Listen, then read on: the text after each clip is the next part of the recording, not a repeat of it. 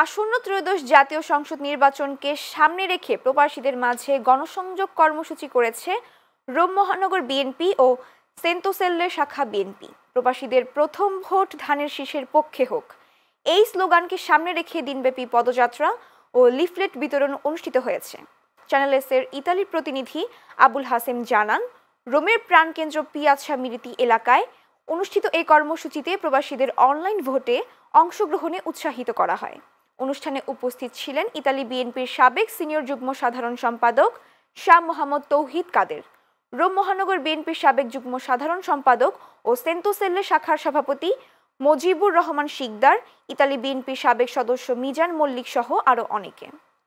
দলের নির্দেশনা অনুযায়ী আমরা আজকে প্রবাসীদেরকে কিভাবে ভোটার করা যায়, প্রবাসীরা কিভাবে পোস্টাল ব্যালটের মাধ্যমে ভোট দেবেন, এই ব্যাপারে আমরা শান্তশীল এলাকায় রোম মহানগর বিএনপি শান্তশীল শাখা এবং বিএনপি নেতৃবৃন্দ সহ আমরা এখানে গণসংযোগ করেছি।